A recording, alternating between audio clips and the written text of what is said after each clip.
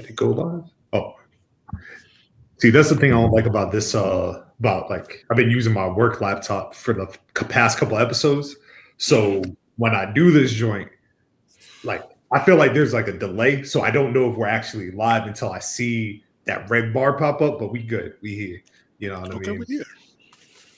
We here, man. No echo, no nothing. No, we good, man. We good. But you know what I mean? You know how we get down on BGW. We always start with a question of the week, right? You know what I mean? And then we'll go into all the dignitaries because we broadcasting, you know, internationally. But my question for you, right? This event that we're talking about, this match, 2016 January. What would you say is your fondest memory of 2016, right? And the reason why I asked is because a lot of people, myself included, like I hold 2016 in such a like a high regard, like as just like one of the best years I've ever had in life. For you, is there a particular memory about 2016 that you just love? I don't know about love, but I can tell you a couple things happened in 2016. The country lost its damn mind. No, but I would say my fondest memory of 2016 probably would have been 2 years removed from being married, moving out here to Cleveland, establishing myself. But biggest memory though, I can honestly say from 2016 was registering for college, bro. That's registering real. for college. Yeah. Damn. Yeah. No, that's because that's like I feel like that's a moment that a lot of people don't get that opportunity to feel. So yeah, now that's big, bro. That's big. If you don't mind me asking, what school did you go to? Oh, nothing big, you know, Remington College, whatever, you know. I ended up getting my bachelor's criminal justice, working on my master's right now in criminology. Come on, bro. Look, you already know what I just told you before the air, man. Like you doing all that, and man, look, you a star, bro. You got it. You this is your show now. No, I'm trying to get like y'all over here, man. You know what I'm saying? BG Dub, man. Make sure y'all follow the boys, man. BG Dub, Black Guy Wrestling Podcast. Everything. You feel me? YouTube, everything. Yo, so like my favorite memory of 2016 is like that was the year like I got back into doing poetry. So like got back into it where like I was outside doing spoken word. You know what I mean? Like I was in my Hotep phase. So you know, had the dashiki. You know what I mean? I was out here blacking it up everywhere I went to. You know what I mean? Like I wasn't even like I was on a podcast hiatus at the time. So yeah, that poetry, that 2016 poetry season, like nothing beats it, man. Man, listen. What I can say is this: what you do with them words and the wordplay, man, top notch, brother. Thank you. Get the book. Come on, man. Listen to him. Listen to him, man. Listen to him. Listen to him. like the homies say, do the knowledge, nigga. Do the knowledge, nigga. Yeah, man. Look, I miss the days where like people were paying me to like write poems for them. Like they would ask me, "Hey, man, can you write a poem for my girl?" And I'd be like, "I can, but it's going to be like $200." You know what I mean? Yeah, that's cool. That's cool. Nice little bag. Everything was, you know what I mean? I'll let people in on a secret, right? A lot of those poems that like I was selling, they were already like they were pre-used. Like they like this poems I had in, like, and you know what I mean? Like I've been writing for years. So yeah. I apologize to anybody. No, at the end of the day, did it get the job done? Okay, were you able to go ahead and finalize the deal? Okay, were you able to have your cake and eat it too? Absolutely. As soon as that cash hit my hand, boom. All right, we go put this away, and then y'all be good. You know what I mean? It's easy money, easy money. But you know what else is easy money though? This intro. Let's get into it.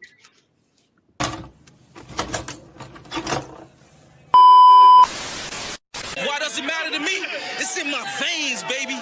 It's in my blood. You understand? Since kindergarten. about this high. I've been watching wrestling. Watch this. This ain't the pod for the gossip kid. BGW watch list. Black guys, civilized them 85s. Acknowledge the nerd that knows with the vibe. If you catch my live, Scotland goes live. No logos, bell to bell. 5 leave for the leave it off the list of them holy grails. Speak raps with Chaz and D-Mac. 3 count on D-Mac. Telling pause to relax. Watch this. The watch list. Black guy. Watch this. The watch list. Black guy.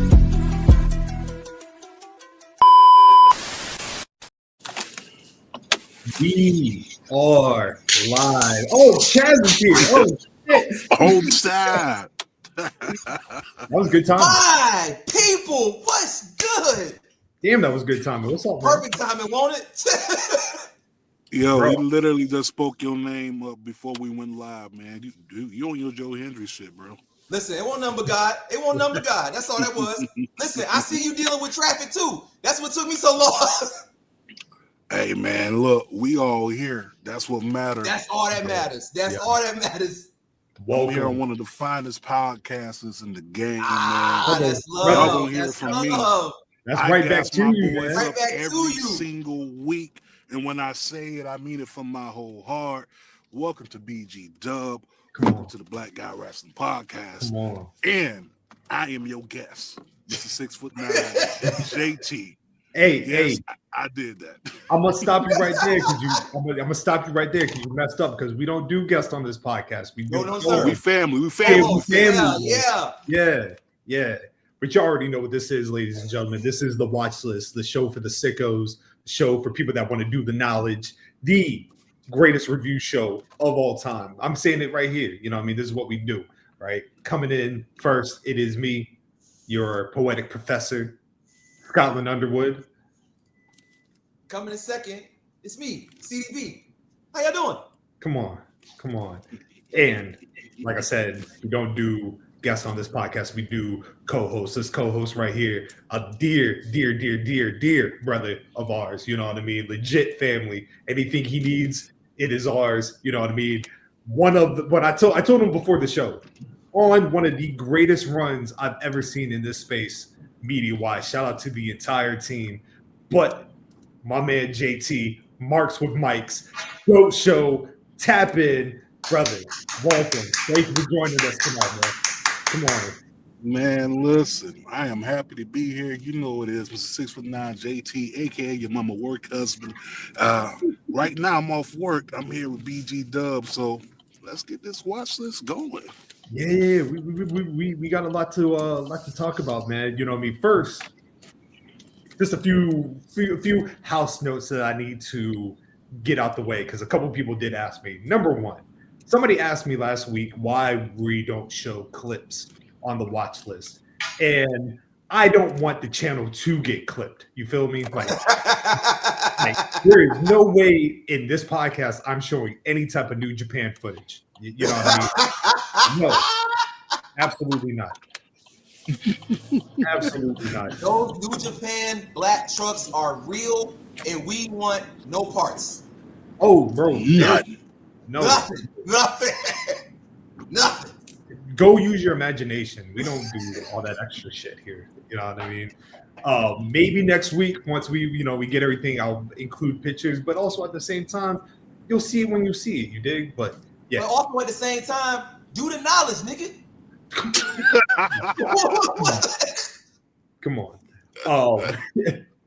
And as you know, with the watch list, we do now the fan select, but the co-host gets the opportunity to present the matches that would get voted for. So I want to give a shout out to the other contenders coming in fourth place. Awesome Khan and Gail Kim. I felt disrespected, man. Like people weren't voting for that shit. It hurt my heart. That hurt my heartstrings, bro. Like, nobody got love for Awesome Khan in the West Coast? Like, what's going on? I honestly thought that was going to be the one. When I saw that, oh, we got something. Not to say that other ones were good, but that match was just as significant as the others. So I was, kind of disappointed. Yeah, yeah. Word to the team Nolo Green here. You know what I mean? We did show clips of the War Games, and WWE yoked our ass up quick. Coming in third place was John Cena, Edge, Unforgiven 2006, TLC, classic match, classic. Hopefully we'll be able to review that sometime before Cena's retirement, and if not, we'll get there. And the one that I thought was about to take it, second place, Too Cold Scorpio, Eddie Guerrero, ECW World Television Championship match. It was right there. We were right there, bro. Right there. But, you know, me and JT, we were talking, you know what I mean? Maybe we can do a review on Marks with Mikes coming up soon. You know what I mean? I would love that. Love that. We go lock into that. But let's lock that in. Yeah. We'll look. I'll call off of work the next day. It don't even matter. We'll make it happen. But tonight we are talking about a certified classic. We are talking about Shinsuke Nakamura, AJ Styles, New Japan Wrestle Kingdom 10, the IWGP Intercontinental Championship. JT, we'll start with you, bro. Why did you add this match to like the poll, and like for you, what is the significance of this match? All right, so for me, be quite honest, that was the first time for me, because I wasn't like the biggest New Japan fan, right? I got into New Japan once I found out the homie AJ Styles was over there, right? Mm-hmm. So that was also the first time I really got a good glimpse at Shinsuke. I had never seen a Shinsuke match up until that point. Outside of the ROH stuff that he did, right? But to see it there, Japan, how they get down, the crowd, the graps, as y'all like to say on this show, seeing that automatically hooked me in. And it wasn't long after that they made their way overseas, well, I should say to the States. But that's what locked me in. The match itself, it didn't need a lot of hype. It didn't need a lot of anything. Very true. But very true. Two great storytellers. So that's what got me hooked on that one. Man, you know, I was actually going to save this for a little bit later, but we can talk about this now, because as I was watching this, I watched this earlier this morning, right? And the first thing that popped up, I was like, yo, I genuinely miss this Shinsuke Nakamura. Yeah, like, man. Yeah, Scott. Yeah. Bro, this Shinsuke Nakamura, like, you know what I mean? Like, I do want to say that I feel like there's this unfair criticism of Shinsuke since he's been in WWE, like the whole like, oh, all he does is surf, you know what I mean? It's funny in the moment, but it's funny, right? But Shinsuke, you know, we gotta remember, like, Shinsuke has worked a hard style for many moons, right? Many moons. But this version of Shinsuke Nakamura, man, I don't think there's anybody like at this time. This was the waviest individual in pro wrestling, right? Chaz, man, watching this, what did you think about this version of Shinsuke? I feel so robbed. You know what I'm saying? I feel so robbed of just. I wish I was there. You feel me? I wish I was there in the moment, because to see, especially now knowing what we know of what the career has panned out for him, and to see what he was just, it was like he had his own type of gravity energy around him. Like he was he was New Japan through and through. There weren't too many that was in his space. Just going off what I saw from the entrance to the promo to the look, like if you would have never saw him WWE career and just saw that, you would have thought this is the greatest wrestler of all time. It just was so magical. Like, again, you know, it get played, but when it's right, it's right. The aura was fucking real. That juice was real as it comes. So to know what I saw, man, it's just like, I wish I could go back. I wish I could go back in the time machine. I wish I could go back because that's some magical ass stuff right there, Bubba. JT, what do you think about the presentation of Shinsuke Nakamura? Like, we've seen this for, like I said, he's been in WWE for damn near a decade, right? And oddly enough, this was, I think, his second to last match in New Japan. But charisma wise, what was it about Shinsuke that made him he is absolutely WWE ready? So Shinsuke literally had the crowd eating out the palm of his hand. That man could have wiped the sweat off his eyebrow, and an old woman would have fainted in the crowd. That's how much drip he had, right? And then to even do it like this, you just said, you feel robbed. If I had to compare this, okay, I'm gonna compare it to this. That's like a NBA fan, right? Yeah. Seeing Michael Jordan for the first time. Yep. Okay, right? It's that's Michael Jordan, right? And he gets to WWE, and it's like someone watching Jordan for the first time, but he on the Wizards. You know what I'm saying? It's totally different. Yeah. That's a good ass connection. That is fire. That is fucking good. It's like Patrick Ewing on the Magic, right? Dog, I remember the first time I saw, the first time I legit saw Shinsuke. I used to be a huge going on the message boards and everything like that. But I used to have this infatuation with video games that you could only get in Japan. I used to be heavy on that. And for the people that are in the deep cut, there used to be a game called King of the Colosseum 2, which was literally, I think 2003. They used to have everybody, New Japan, All Japan, Noah, MMA, all that stuff. And that was the first time I ever saw Shinsuke. And I was confused because I was like, this nigga looks lame. This nigga got no motion, right?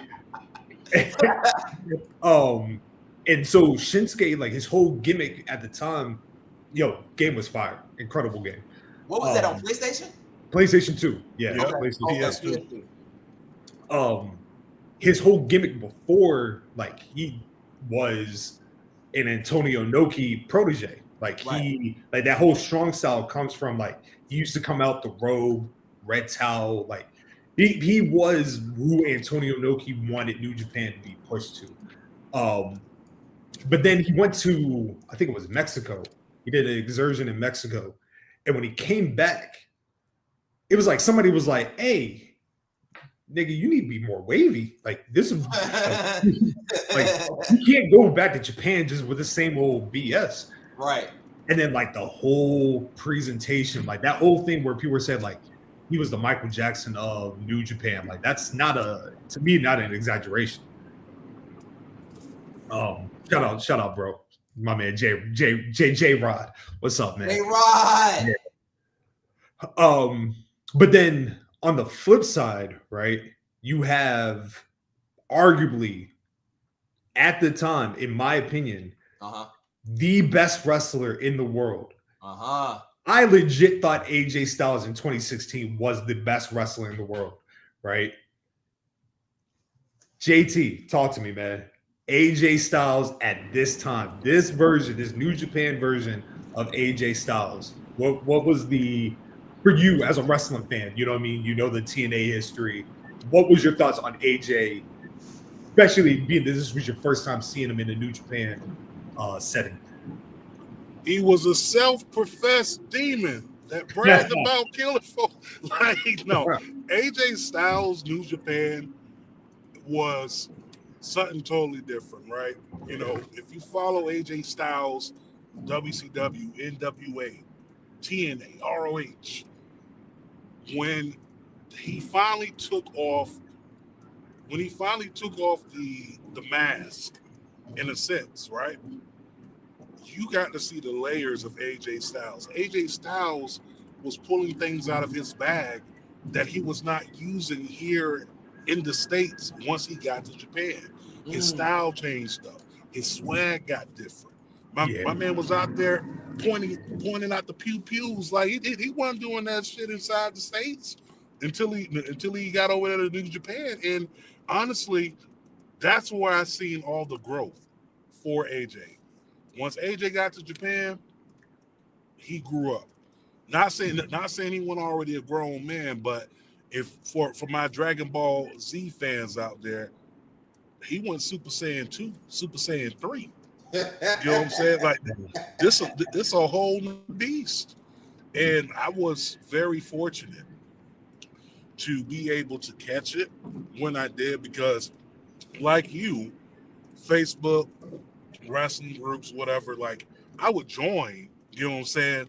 But I wouldn't be the one to interact as much. Like, okay, if it's something that popped me, yeah, I'm gonna interact. But once I found out the homie AJ Styles was over there in New Japan and I seen the way he moved over there, he moved different. He talked different. He talked real heavy. And he backed it up.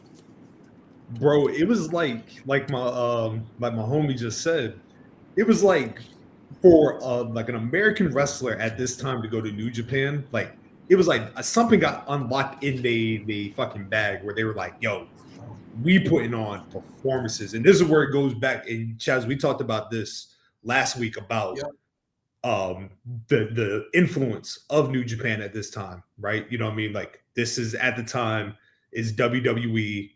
You had NXT as like the show that people gravitated to.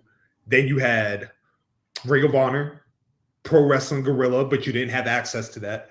But then there's this influx of American fans going to New Japan, and it's all because of Bullet Club, right?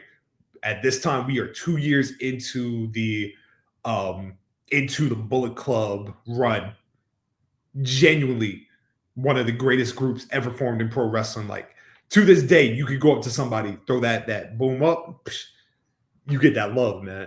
And AJ comes into New Japan after Prince Devitt, Finn Balor leaves. And then AJ wins the IWGP Heavyweight Championship, I think in his first match. Like he had debuted, and then I think he had beat Okada for it, if I'm not mistaken. Wow. Yeah, no, like JT said, like that's a statement. That's a hell of a statement. Yo, and JT is 100% right. Like for those that remember AJ and TNA, like this was two different AJ Styles. Like that AJ Styles was Varsity Blues, racist. You know what I mean? Like varsity blue look, that varsity blue look. But this AJ in New Japan, like the hair's growing longer, the beard's out. Like I said, even down like to this entrance, coming out with the fucking mask, like the whole like, boom, solid, man. For you, Chaz, like especially comparing the AJ Styles of today, older, wiser, you know what I mean? We're coming to the end of AJ Styles as a competitor, but they were winding the clock back 10 years. What's your thoughts on the AJ Styles you saw in this match? Again, like we talked about before last week, I wasn't as tapped in to that because I just didn't have the access nor how to get it. But if you were just a casual that cared, you always heard Bullet Club, AJ Styles, Kenny Omega, like those names just and Bryan Danielson, like those names just always seem to just travel no matter what. So I was already hip to the idea of what AJ Styles was. It wasn't until he got to WWE that I was like, all right, I need to go back because people telling me this is just like you said, MJ45. And I'm like, his MJ45 was shitting on niggas that was already there. And I was like, okay, so what do you mean this is MJ45? So that allowed me to kind of do a deep dive and just, damn. He really did birth niggas. And I don't think there's no hyperbole in that statement. He really did birth. It's between him and Kenny Omega. A lot of times was like, those two really did birth a lot of your faves. And to watch again. It was like a juice. I don't want to say that's pause. Or between these two because you knew Shinsuke had like I said, like JT said, New Japan palm his hand.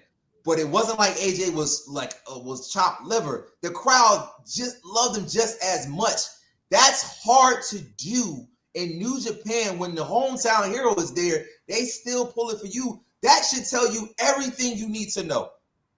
That alone, if you've never seen an AJ Styles match, like send niggas this and just watch the entrance. That should tell you everything you need to know about who AJ Styles was and why it wasn't like such this idea of him being big shit over there. Because, like you said, he could talk it and he could back it up.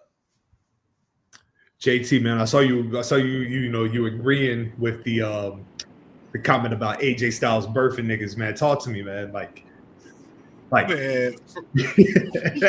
First of all, we're not just gonna run past that comment that Jazz just made. We're not gonna do that. No, this man literally, and New Japan suffered. They suffered when AJ left. Yeah, that's a fact. When Shinsuke left, it hurt. Right. When AJ left, that was like going for the jugular in a sense because AJ at that point in time, in my humble opinion, was the biggest export or import, however you want to look at it, in New Japan. Not only was he world renowned in the States, right?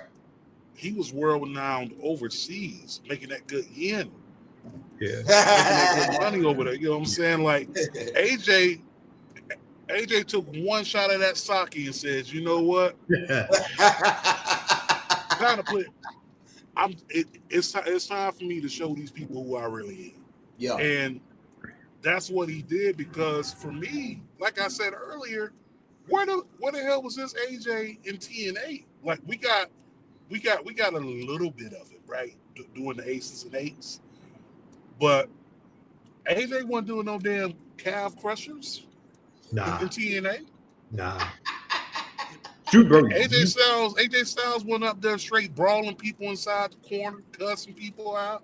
Like AJ Styles became a man's man in Japan. If that's the best way I can put it. That's good. I like it. That's the greatest thing that we can take from New Japan because let's be for real. When they put that strap around AJ,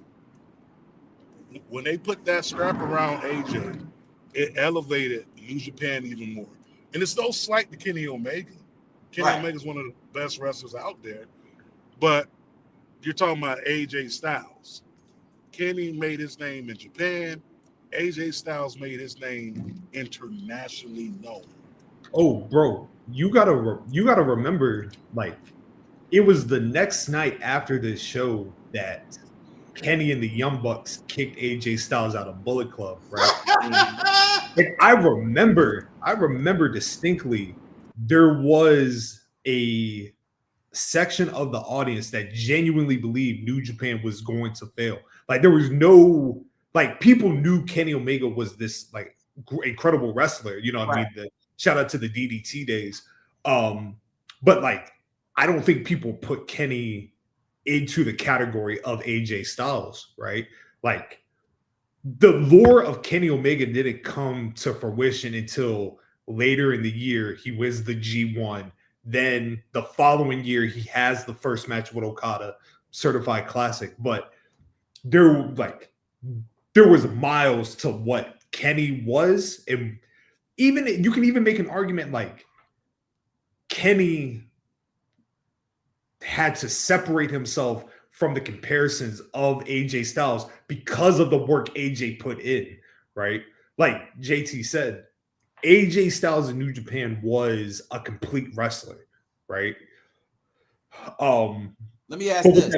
I'm sorry, I'm gonna get on. No, go ahead.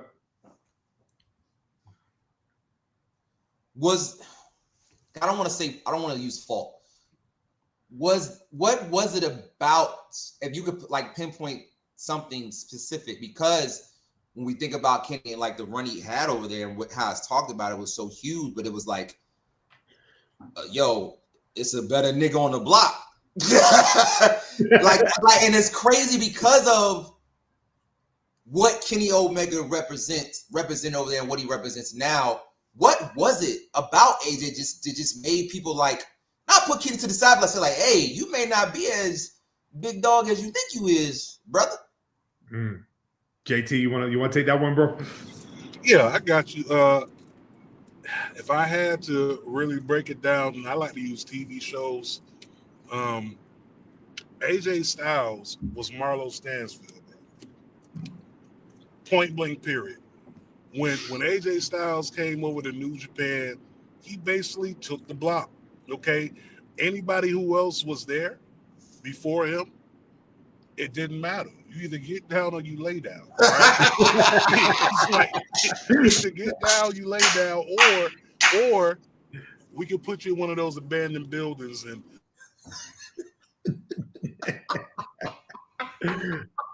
That's a good way to lead a chat for a second. While we wait till JT gets back. So just to piggyback off what he said. I think yo, what's up, bro? Yo, what's good, baby? What's happening, family? How you doing, man? To me, AJ Styles, I feel for a lot of people, was like the signal of like change in pro wrestling, right? Okay. Like I said, the very first time I ever saw AJ Styles, like this was the TNA days where they were doing weekly pay-per-views. Yeah. And he was teaming with D'Lo Brown, right? And me being 13, I'm like, yo, if D'Lo Brown thinks this nigga cool, then he good with me. But with AJ, it was like that whole thing where people say like, oh, they doing shit I've never seen before. Got you. AJ Styles was legit doing shit I had never seen before. Like, got you. Okay. Like AJ Styles doing the Styles Clash, or even the Styles Clash. The Styles Clash was fucking insane. Like that was a crazy move. The spiral tap, never seen nobody do that. Right? Got it. Okay. Yeah. And I think as he got older, as he progressed, and as we get to this point, I think AJ took what he was already good at. You got to remember, man, people thought AJ Styles was the best wrestler when, like, the 2004, 2005, 2006. And then you tell me 10 years later, you're solidifying it even more.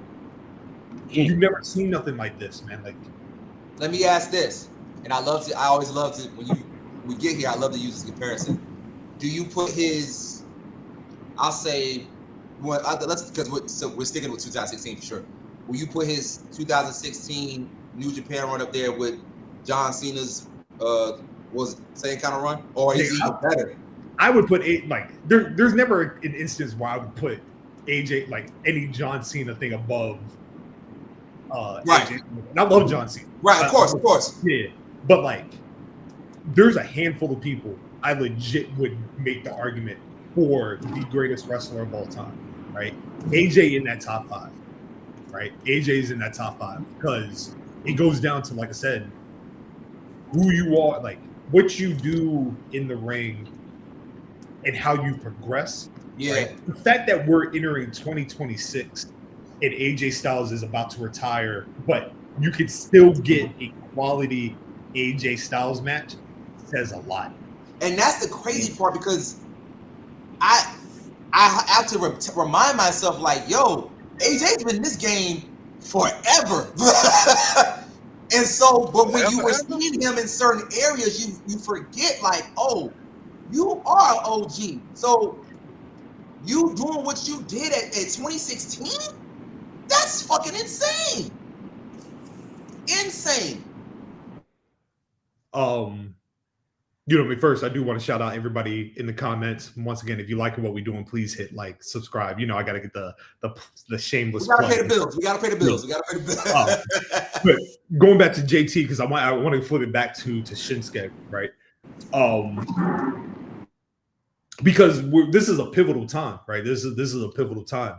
The morning of this show, January 4th, Shinsuke Nakamura, AJ Styles, and I think it was Carl Anderson and Luke Gallows put their notice into New Japan with the intention they were going to WWE.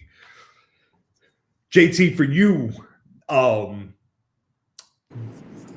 going that we're knowing like this is what it's about to be. We're about to get Shinsuke in WWE. Like, I don't know if you remember, like, remember there used to be this hesitancy about certain wrestlers going to WWE. There's no AEW at this time. For you, did you think that same thing for Shinsuke? Like, there's no way he's going to translate what he's doing in Japan to an American audience? I'm going to say yes and no, right? Okay. My yes is because this man is the Michael Jackson of that, okay? Anytime you put Michael Jackson next to someone's name, you got to be great at everything, right? You got to be great at, your storytelling, charisma, moves in the ring, the whole nine. The reason why I say no, because I seen what they did to Hideo Itami. Oh my God. Oh my God. I seen what they did to Yoshi. Okay? And what made me so mad was I went back and watched some of their work in New Japan before they came over. I was like, yo, Shinsuke may be cooked. He may be cooked. They gonna change his man name and call him Toto or some bullshit, right? Oh, man. So at first, like I said, I was a little bit like hesitant, but once I seen what happened at TakeOver, I was like, okay, they got it. And then the call up happened, and now we're here. Listen, dog. That Hideo Itami shit to this day, frustrating, anger. You know what I mean? Like, for those that don't know, Hideo Itami is Kenta, right? Kenta, for those that know, Kenta Pro Wrestling Noah, demon, killer, right? In hindsight, Kenta probably should have just went to New Japan after this instead of going to WWE, but that's not how the world works, right? I think when like there's a deeper conversation about like that trepidation about Japanese wrestlers that were going to the States, right? The perception, you know what I mean? Like tribalism was a real thing, right? You didn't want to see the people that you watched in New Japan go to WWE. That's why there was always this big thing about like Okada going to America before he did. Tanahashi, Naito, but Nakamura was the biggest one. Nakamura was the one I think a lot of people was like his charisma will take him further than everybody else. It almost did. We were close. We were so close. But wait, there's more. Dude, man, if I'm being honest, I had more reservations about AJ going to WWE than I did Shinsuke. Really? Oh, really? Bro, I thought they were gonna like call him like Alan P. Oh, I got it.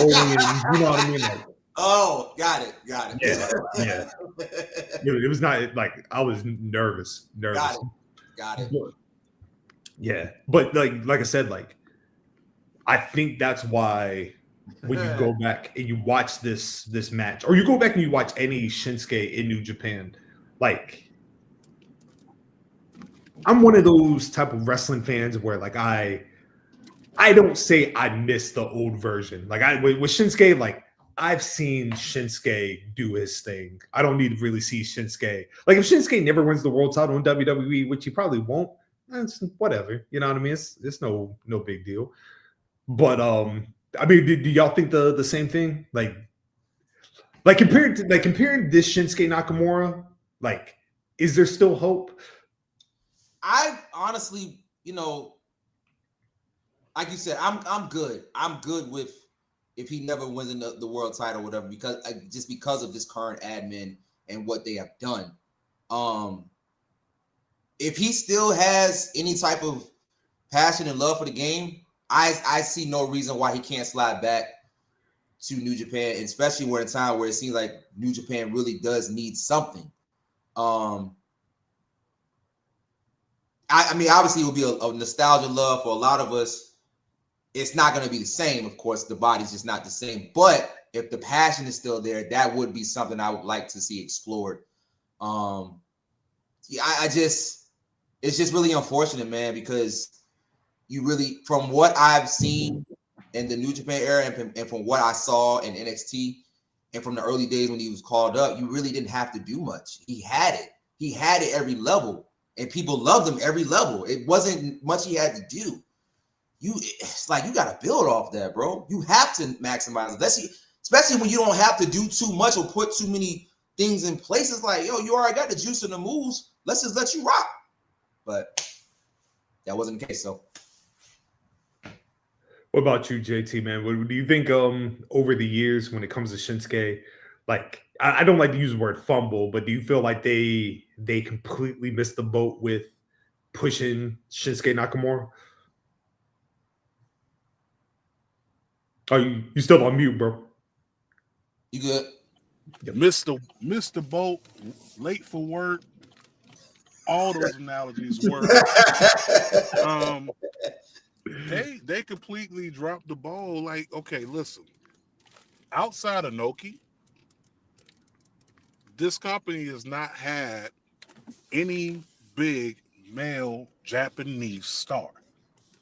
Asian, period, right? Mm. I think personally it will be a disservice that he does not at least touch that championship before he hangs it up. Because here's the thing. If you want to make that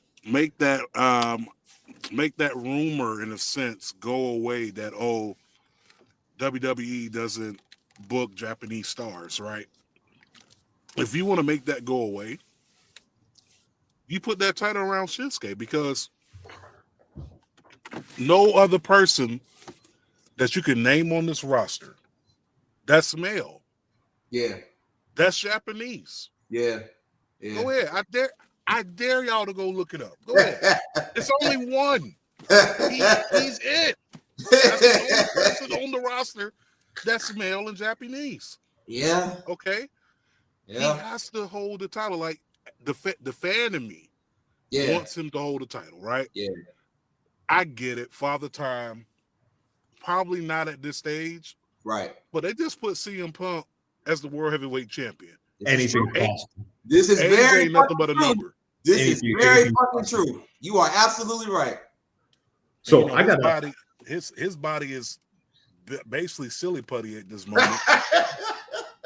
At least he fuck around and Crip walked the wrong way. At least with Shinsuke, like he surfed, so like he still won. You know what I mean? He's still able to move. I have a theory. I have a theory with Shinsuke.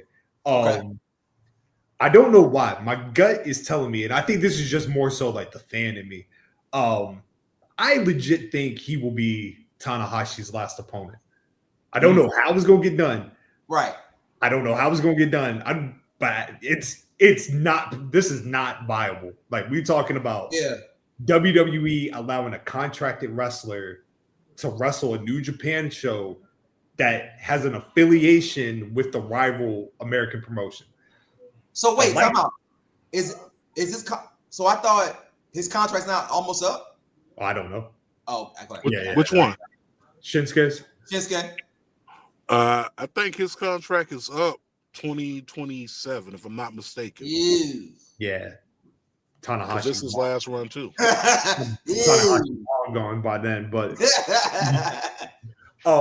but like you know what I mean. Like it would be a dope match to see for the simple fact of the history between Shinsuke Nakamura and Hiroshi Tanahashi. But yeah, no, I think that Shinsuke. I think the thing with Shinsuke for me is Scott, I gotta put a pin down. I want you to forget that, but we have a special guest one more time. Who is it? Hey, what's happening? Mr. JT, my mother call her Mr. JT. What's going on? Hey, what's going on, Mama? How you doing? I'm good. How about you guys? Doing great. Doing great. Doing good. Blessed. Yes, ma'am. Awesome. Y'all have a good time. Okay, can you keep it down? So, because, I mean, all right, get the hell out of here.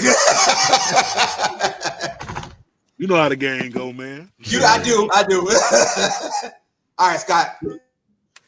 I ain't gonna lie, bro. I forgot what I was saying. I'm sorry. I'm so sorry. No, it's all good, man. It's all good. So I do, before we dive into the match and everything, you know, the concept.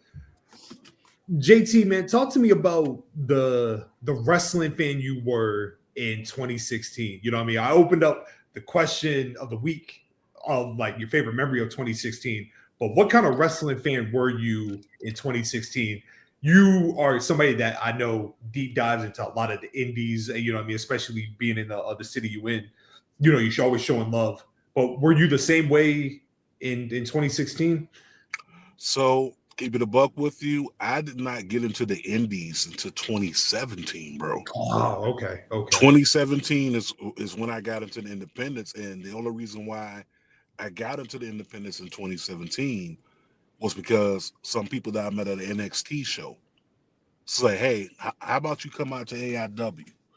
I was like, "All right, bet."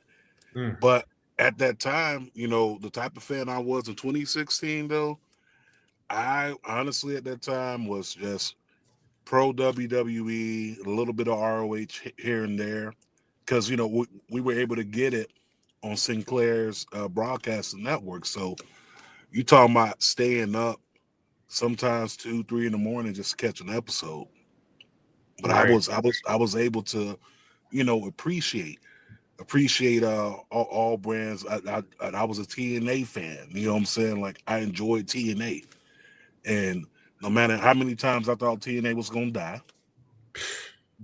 at least 3 times per year, bro. 3 times per. Listen, it's like, oh, this may be the final episode of TNA. God damn, y'all keep saying this shit. This shit used to be wicked. I used to, oh God. No, like I was the same way. Like 2016, like at this time, I was more leaning into New Japan, right?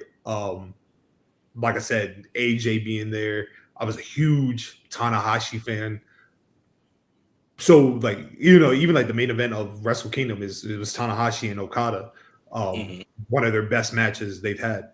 But you know, as I was watching this match and then thinking about what me and Chaz reviewed last week from Pro Wrestling Guerrilla, I just couldn't help but start thinking about like how incredible pro wrestling was in that 2016, 2017 era. So jealous. I'm so jealous of both of you right now. You just don't know. Scott, we gotta somehow, some way, we gotta figure out how to do a watch list of strictly 2016. Even if we gotta bring it to a 3-part series. Because my Lord, my God, every time you talk about 2016, I've seen nothing bad. Well, outside of, you know, yeah. But everything else, my God. It was it was incredible. It was like, and I feel like WWE knew this. Like, you know what I mean? Like, I feel like WWE was feeling the pressure, whether they choose to admit it or not. Right. Like, they definitely got the sense like, you don't just sign AJ Styles, Shinsuke Nakamura, and the Good Brothers, who at the time were a respectable tag team. You don't sign them without the feeling of threat, right? Right. It's the same reason why they cleared out Ring of Honor the way they did, right? Yeah. Rico. It's the feeling of threat. Shoot, man, like I just tapping into like a recent interview. Like, I just found out Drew McIntyre was in talks with New Japan in 2017, right? Before he signed back with WWE. You know what I mean? Like, it's that whole, like, if you eliminate main roster like SmackDown Raw, pro wrestling in 2016 is fucking incredible. Like, from a in-ring, like we talked about last week, one of the best indie rosters you'll ever see in pro wrestling, like hungry talent. Yeah, no, it was just it was a special era, right? What was that? I'm sorry, because I know we got to get into the match, but No. I want to ask this. I'm always curious about the culture and how they would flourish within pro wrestling areas. What was the culture like for Black people outside of feds, but for us indies and X, Y, and Z? What did that look like for them? Ooh, oh man, that's a good question, and I can tell you this: 2016. After going back doing some research, right, doing the knowledge, nigga. It was a little bit tough, right? Because the people that stood out for us would have been a Jay Lethal, right? Yep. Xavier Woods before signing the WWE. So right. You know, those are the people that really stood out, right? Okay. Outside of like, you know, the legendary people like in New Jack, rest in peace. Right. You know what I'm saying? Like, if you wasn't established, it was hard to climb that ladder. You know what I'm saying? Got you. Like, so at that time, you had people out there. You had people out there. So like, was WWE kind of like, in a sense, a good spot for right? was WWE a good spot at the time for the culture? Nah. Let's really ask that question. Like, when all right. ever been? You're right. I tried. I really did try. I tried. Make America great again. Like, when was it ever great? No.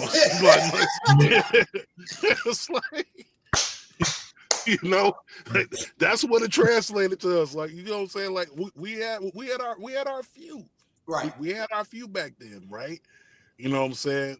You look at an AR Fox who was doing his things in Independence. You know, you look at him, you know, and then you can go down the line of some of our brothers and our sisters, but it really wasn't as big as it is now. Got it. And even now looking at it, it still seems small, right? Of course. Yeah. Yep. Okay, so somebody got Scott Steiner coming? Because I heard the siren. Was that Jordan Gray? That was me. I'm sorry.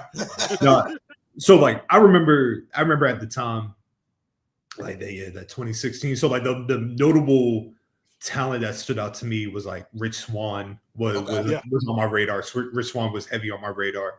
ACH was somebody that like I saw the like everything in ACH, like the whole go ACH go, like incredible. AR Fox. So I think if I'm not mistaken, 2016, 2017 was the first time I ever saw Swerve. I was just about to ask about Swerve. MLW. MLW Lucha Underground, phenomenal match with AR Fox.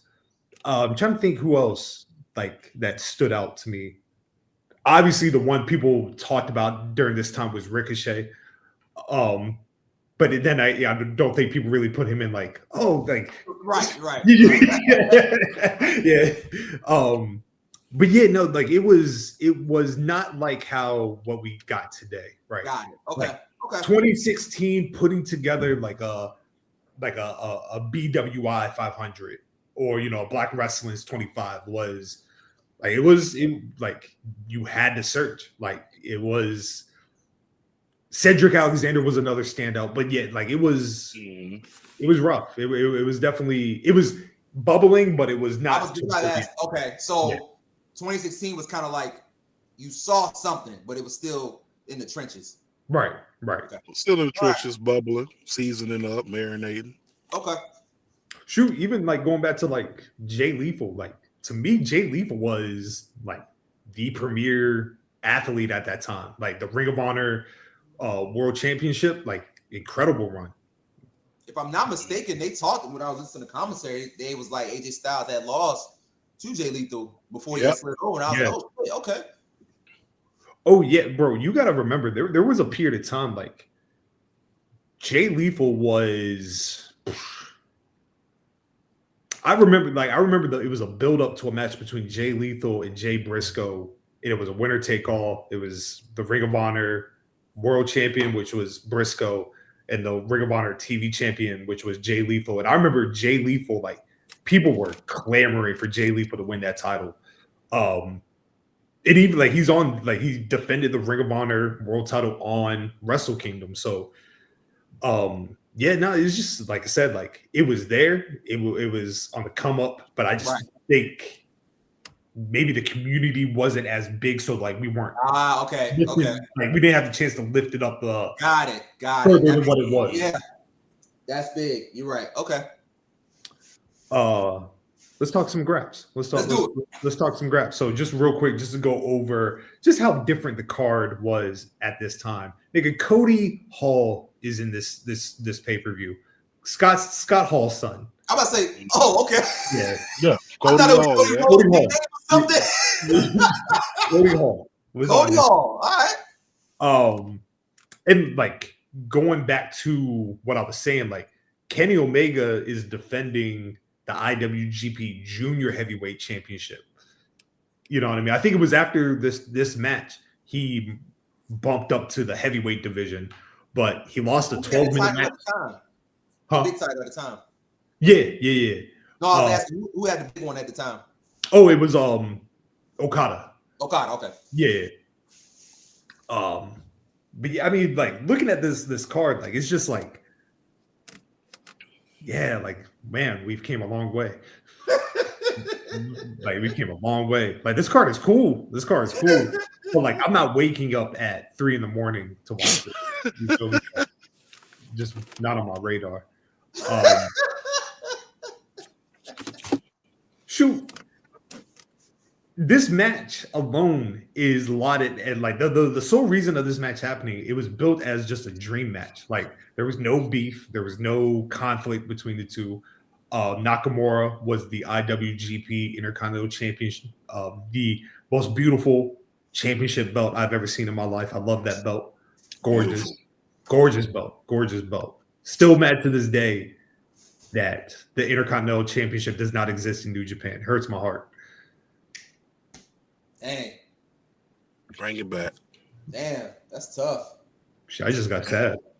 I need them to bring that back like the McRib.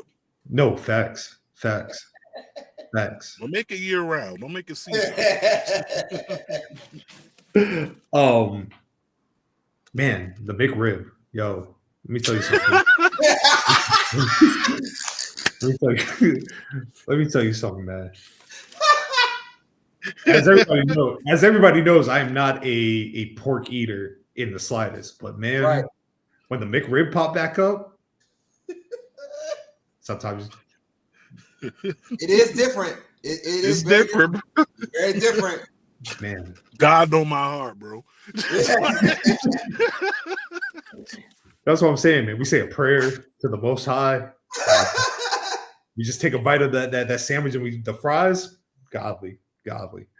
Now y'all know how we get down when we review the bell to bell aspect. We a little bit all over the place, but you know what I mean. Of course, I have the reviews from the good people at TGR Wrestling. You know what I mean. We're kind of gonna go through this. Please, if any of you have any notes, you know what I mean. I'll stop and we'll talk. Just you know what I mean. The overall match. First, the entrances. Let me tell you something about Go back to how wavy of a nigga Shinsuke Nakamura is, right? Where would you put Shinsuke entrances? Like, where would you put them at, like, from a total presentation? Like, are we talking, like, top 10, top 20? Where we at with Shinsuke as an entrance standpoint? Go ahead, JT. You got some history. You know a little thing. Go ahead. Talk to me. At that point in time, top 3. Not even top 10, top 3. Nobody, no matter what promotion you was in, had a better interest in Shinsuke at the time. Nobody. Not nobody. I dare anyone watching to go back to 2016 and go to TNA, go to ROH, go to WWE, and you find me one interest that was better than Shinsuke. He didn't even have to do much. He just came down in the aisles and, bro, I seen it. 18-year-olds, old ladies fainting in the crowd. This man had Michael Jackson aura. Aura, bro. He walked by you and you could see his aura. It was orange. You know what I'm saying? Like Charlie Murphy said about Rick James. Like nobody's touching the entrance at all, period. You said he was wavy. I say I got seasick every time I seen this nigga walk. No, like that's a fact. Like one thing I'll never take away from Shinsuke Nakamura, the nigga knows how to do an entrance. Like he is like on par, just like even down to like, you know what I mean? Like not even including the WWE entrance. Like this entrance is fire. Like this entrance is like, you know what I mean? Like he's coming down, he's got the coat, like he's looking just fucking fly. Like I miss it. You know what I mean? Like I'm so used to the Shinsuke entrance we see today. And I love it. I love the violin. Don't get me wrong. But that New Japan motion hit different. And then what made it so damn special, man, was like it was Wrestle Kingdom. So you knew you were gonna get the pomp circumstance. You knew you were gonna get the grandeur, right? And god damn it, grandeur it fucking was. That shit was majestic. It was so majestic. Like, again, the entrances, the face-off alone makes this a top fiver for me already because and it delivered on the back end. So that is how you set the tone. That is exactly how you set the tone. So I got this thing about entrances, right? Where I like no matter what promotion you're in, the entrance you do you should be able to visualize that you could do that at a WrestleMania. Yeah. I feel like that's what separates a good entertainer, not wrestler, but a good entertainer from a great one, right? Because what the entrance is all about the pomp and circumstances, the like how could like that's your moment to get the crowd even more invested in you, right? And I think Shinsuke did that better than anybody in this era, right? He like JT said, like he had a way of having the crowd in the palm of his hand. Like people genuinely saw Shinsuke Nakamura as like the guy, right? The guy, like Shinsuke was the definition. Like he didn't need to hold the IWGP heavyweight title. Him having that IC title, that was enough for people. Like he just had it. And I think because he was able to parlay that into the like I said, the WWE entrance, like you could write your own ticket at that point. Did he ever hold the big one? He did. Okay. He did. Whoo! Thank God. Once again, niggas don't want to see you cosplay as Antonio Inoki. Like, nobody trying to see all that. Like that's what. Nobody really remember that time and period either. To be for real. Oh, nigga, I'm gonna remind you. Shinsuke put on that damn beaded jacket, bro. It was like the neuralizer from Men in Black. Nobody remember the little Inoki run. Hey, listen, look, I'm gonna blow Chaz's mind real quick, right? Talk for me. Did you know Nakamura wrestled Kurt Angle in the Tokyo Dome? Shit was ass. It's a good match too. It's a good match. But like, you're not getting Kurt Angle versus Shinsuke Nakamura. You're getting Kurt Angle versus Shinsuke Inoki.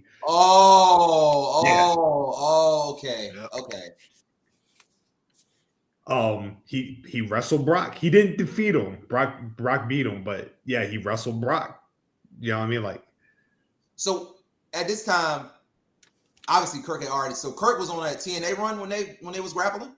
Yes, this was peak Angle. Yeah, this was peak Angle. This is when Angle had like all the titles. Angle had the IWGP and all that. He came back big drippy when he came back to TNA. Okay. That was during that period. Got it. AJ, he comes out You know what I mean? The mask, the iconic mask, the whole look. You couldn't tell this white boy nothing. This was a level. You still can't tell him nothing. Yo. AJ got that hair and started acting different. I'm trying to tell you, bro. Like a female when they get that bundle pack in, man, can't tell them nothing. These bundles cost me $100 a bundle. That's AJ in New Japan. Yo, facts. He walking around like telling people he a bad bitch. Like, yeah, and he was moving like a bad bitch. Bad bitch AJ. Man, different, bro. I'm telling you. Yeah, no, like, and that was the thing with AJ in this interest too. Like he walked with a confidence. He walked with like a swagger to him. You know what I mean? I don't know if it's that Bullet Club energy that's flowing around, but like you couldn't tell AJ Styles nothing. Hey man, you gonna lose tonight. Whatever. Yeah, right. Whatever. I'm AJ Styles. Okay. It's fine. One thing I do want to make mention is like the crowd, right? I feel, and maybe it's just because I don't really be paying attention like that, and I really haven't watched a lot of New Japan this year in general. But like the crowd was hot this entire match. Yes, and they're not known for that. Yeah, right. No. I was like, wait a minute. All the clips that I've seen is normally you might get a little something, but normally they just like eerily quiet, like to the end. But from start to finish, and mind you, I had my headphones in, so I heard every goddamn sound. Shinsuke, AJ, goddamn. Lit. I loved it. I loved it. The intros, bro. What took me out? Now I'm trying to remember who was on commentary. Was that Kevin Kelly or was that Chris Masters? Not Chris Masters. Oh, shit. Who was on commentary for that? Somebody. I know Yoshi was up there. Yoshi. Okay. Yoshi was up there, but who was the American dude on commentary? I can't remember his name, man. I thought it was to me it sounded like Matt Stryker. Yes, okay. So was Matt Stryker. So Matt Stryker, AJ comes out. AJ Styles is one of the best wrestlers in the past 2, 3, 4, 10 years. I'm like, nigga, pick a year. First of all, like, you went a whole year. He went from 2 to a decade. Like, come on, man. Put some respect on AJ name, man. That's bad bitch AJ. Don't do that. So I'm not gonna lie, like I might just be the only person, but like when I watch international like shows, so like if I'm watching New Japan, if I'm watching CMLL, like I don't want to hear English commentary. Like it don't feel right. Yeah. Like the Mystico MJF match that just took place at CMLL, arguably my match of the year. I nearly turned it off for the simple fact the English commentary was so terrible. I was like, yo, I'm not getting that raw, that real. You know what I mean? Mm-hmm. That's how I felt in this match. I was like, Matt Stryker, shut the fuck up. Like you're not adding to the fact you bringing the star level down. It was Matt Stryker, bro. Oh, look. Have you ever met Matt Stryker? I haven't met him, but he's definitely someone that I reached out to, just try to see if we can pull him on the show. But I'm definitely gonna bring up this point, bro. You were horrible on commentary. I'm just gonna let you know. For that match in particular, okay, that match in particular, you could have just like Yoshi took that one. Japanese. No, but Yoshi was great. He was phenomenal. He said what he needed to say and then dipped out. Shut the fuck up. Exactly. But yeah, let's run through the match. Let's run through the match. So right. the bell rings, the crowd active. So Styles, the story he's telling is that he has a back injury, right? Yep. So during the duration of the match, you see Shinsuke attacking the back often. Yep. Right. And one thing I love in big matches when like you don't have to lock up right away. You gotta let the moment breathe. Actually, this is a good question. Do you think that spot is becoming overrated? Where the crowd, like two people will be in the ring, they'll have like a face off, and they're wanting the crowd to be like, oh, this is awesome. You know what I mean? Do you think that's an overrated spot in 2025? I don't, but it has to be the right people, right? If you get the right people, you gotta let it breathe. But I'm not here to let Logan Paul versus LA Knight breathe. What the hell? I want this to be over as soon as possible. But when you get a Kenny Omega, Bryan Danielson, you let that breathe, right? Like, so I don't think it's overrated. I just think you got to have the right people. Like the moment between Sasha Banks and Bianca, you let that breathe. That was a perfect set of the established star that still got the juice and the up and coming that's ready to blast off at their biggest stage. Yeah, you let that rock. So I still love it. I just always make sure it's the right people. What about you, JT? What do you think, bro? I am agreeing with everything that was just said. The sentiments are right, okay? I'm not trying to let a Miz. The fact that I started out with Miz, and shout out to Miz. No disrespect, right? but I'm not. It's it got to be the right people now. If you talking like, okay, it's Miz and it's fucking who's another person that, okay, it's Miz and Otis. Like, I'm not.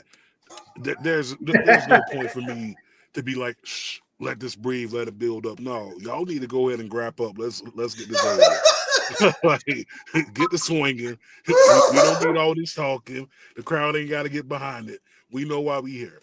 No, but it's not overrated. But I will say that it's being used a lot more this year, right? Some matches call for it. Right. A lot of times that I've been seeing it lately, like, this one the spot for it, fam. Yeah. This wasn't it. Yeah. So you gotta do it in strides, man. You can't just every match that pop up on the PLE, oh, let's let it breathe, let's get the people behind it. No, earn that. Yeah. And you see, like, this works in this case. Like, this is the co-main event, so like, this is the second most important match on the card, right? Like you said, like, I'm not getting active for Joe Hendry against one of the Dark State niggas. Like, I don't care. Like, there was a spot in the Rumble. I can't remember who it was, but like they were trying to do they both turned around. The crowd did not give a fuck whatsoever. What are you trying to do that shit with Roman? yeah, that's what it was. Roman was like, yo, get that bullshit out of here today. Like, I don't know what you're doing. Shout out to Joe Hendry, man. Shout out to my fellow countrymen. Don't say his name too much. He's gonna pop up on the stream, bro. Right, randomly. You know how terrifying that would be. Be like, yo, who gave you the link? Like, how'd you get up here, man? But yeah, so going back to the match, like, they do the teasing, they lock up, hit it with the amateur chain wrestling. Something I've always thought that AJ does really well, especially in the beginning parts of a match. AJ breaks free of an arm lock using the ropes. They lock up again. Ducks the clothesline from Nakamura. Styles goes to tease the Styles Clash. Nakamura dodges, goes for the Bomaye. And then Styles ducks it. They have another standoff. We got a round of applause, right? Boom. We got the opening sequence, right? You already know how I feel about the opening sequence being an important, integral part of the match. Are we setting the tone right with are they setting the tone right of how the match is going to flow? Absolutely. Yeah. Absolutely. No question.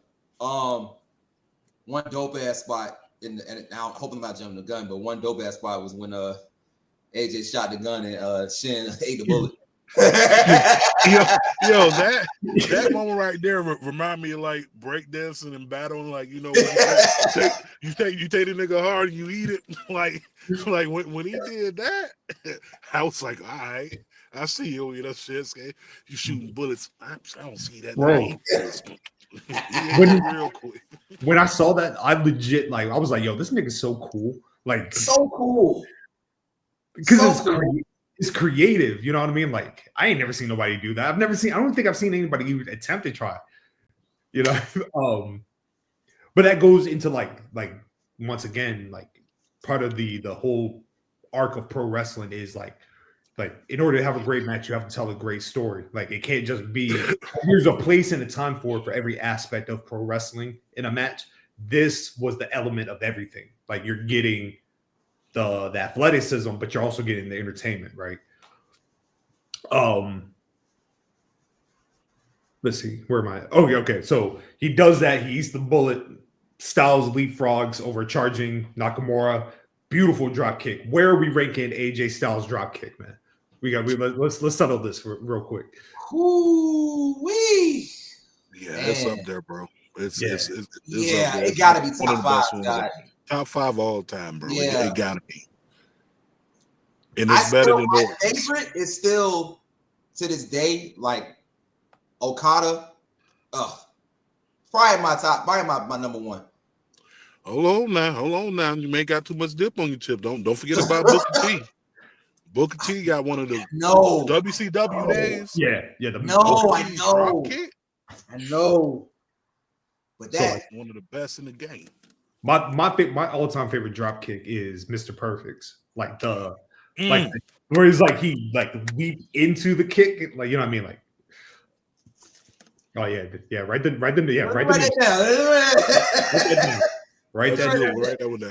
yeah. So, you know, Styles hits the drop kick, so picks him up. Nakamura reverses the Irish whip, goes for a hip toss. Styles resists. Nakamura snap mirrors him, hits the stiff kicks. And now he's dropping the knees, right? And one aspect I wrote down was like that whole King of Strong style with Nakamura. Like, I feel for the last 10 years in WWE, Shinsuke Nakamura has absolutely pulled back from letting the knees go, because this nigga was dropping them shits like it was nothing, and they were stiff knees that he was doing in this match. No ice, no ice, chase, nah, just straight and looking. No, Dad.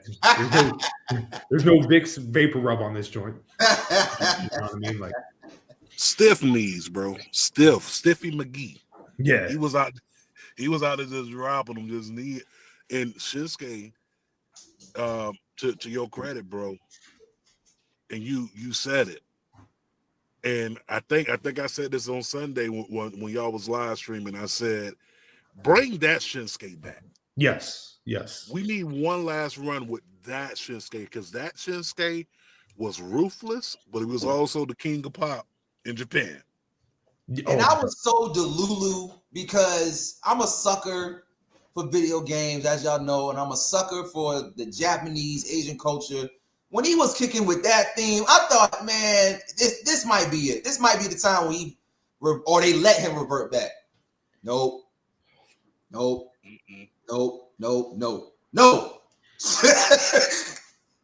Man, it's like they pull Shinsuke now, like, oh man, come out the closet. You good? You can come out.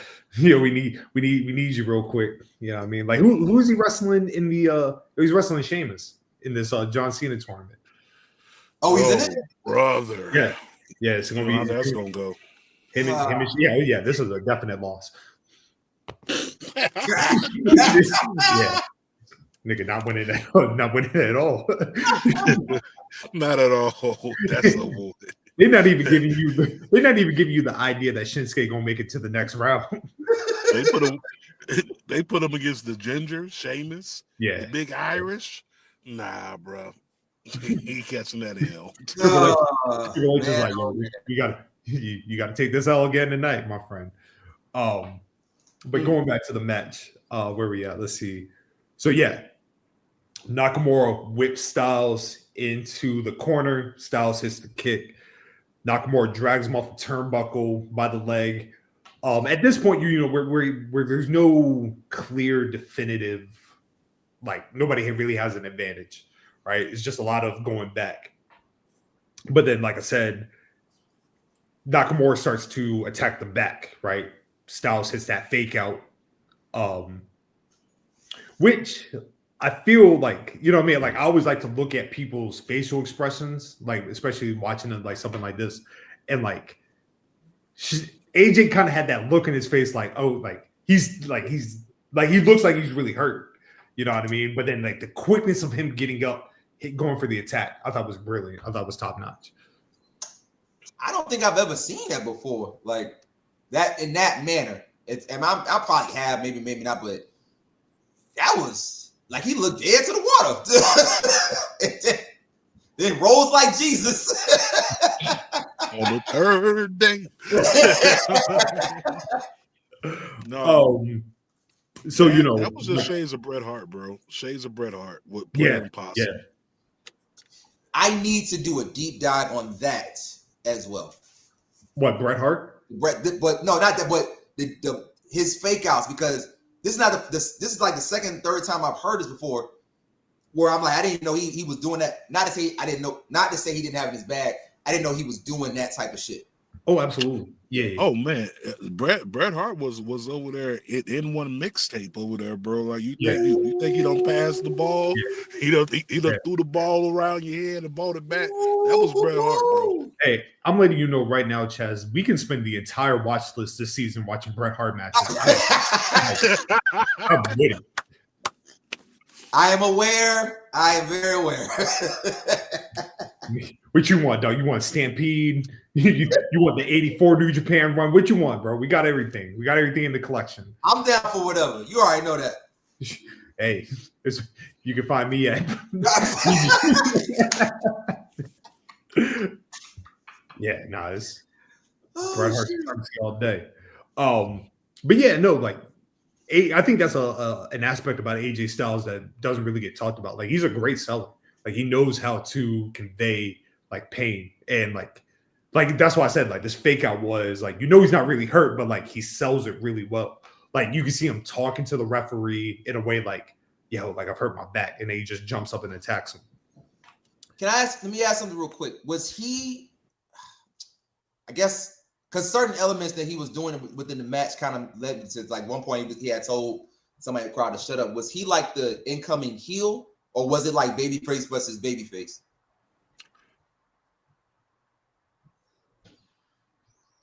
Oh, you there we go, bro. Automatically, right? Being that he was Bullet Club, he heel. Okay. But yo, shout out to Mimi over there, man. My CCN sister, man. Love you, girl. Had a great interview with Adrian Hernandez. Go check that out, man. He was automatically put in that heel run, but it's AJ Styles, right? It's like your biggest export import. So he could do nothing wrong at that time. Got it. Okay. I think like, you know, even like, you know what I mean? Like you heard it in the crowd. Like, the crowd wanted to cheer for him. Like, the crowd, like, once again, that's something, a Bullet Club deep dive, like, that's something we got to tap into. Yes, sir. Yes, sir. You know what that reminded me of? Not to cut you off, right? No. You ever seen Hook, right? Yeah. Remember when the Lost Boys, that they had Rufio and Pinhead came back? It's like, you know, Bangarang, Rufio, Bangarang, Peter. Like, you know, it's like the crowd wanted to cheer so bad for AJ, right? And it's like, but, you know, it's Shinsuke. This our man. Like, this is his own team. Right. It's like, it's no different, right? When Jordan came to come play in your city, you wanted to boo the Bulls, but it's Michael Jordan. Of course, like, you don't boo Michael. Of course. You know, before we continue with like the actual match, there's one question I do want to ask. Like, now, just thinking about it and the way we're talking about AJ to the New Japan crowd, And if there's anybody watching that is a New Japan head, especially prior to 2016, please chime in. But don't it feel like this AJ Styles was the reason why New Japan eventually leaned heavy into American or British wrestlers? Absolutely. Yeah. Okay. It wasn't Kenny. And like I said, there's no disrespect, Kenny. No disrespect. Yeah, we love Kenny, man. We love Kenny. But I love Kenny Omega, right? Love him to death. But what AJ did in that short stint, it was never duplicated again. No matter who they bought over. You can throw names like Ospreay out there, who was already pretty much over there. yeah. You can't duplicate it, bro. He is the reason why they was out there. Let me go grab this person. Let me go grab this person. AJ set that off. Will Ospreay, the reason why he was in New Japan was based off the recommendation from AJ Styles. Like, yeah. 6 degrees, motherfucker.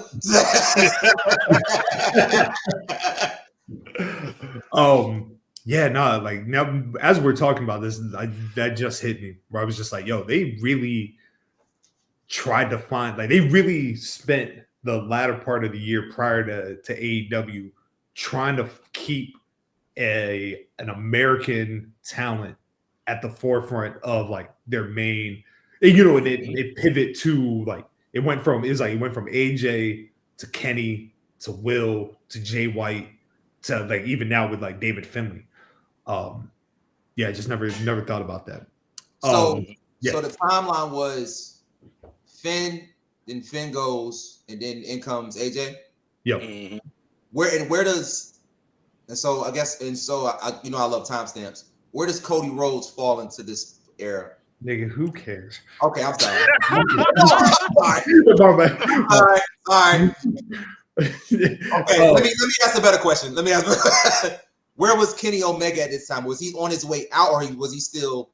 Kenny is at this time. He's in Bullet Club, right? Okay. Like I said, it's the next night that right. Kenny kicks out AJ, which I'm still mad to this day. Like that was like a missed like opportunity. Nothing came with him too. Kenny Omega and AJ Styles have never wrestled. Never touched. What the fuck are we doing? In fact, that turn, if I'm not mistaken, is the only time Kenny Omega and AJ Styles have had a physical confrontation. What? Tragic.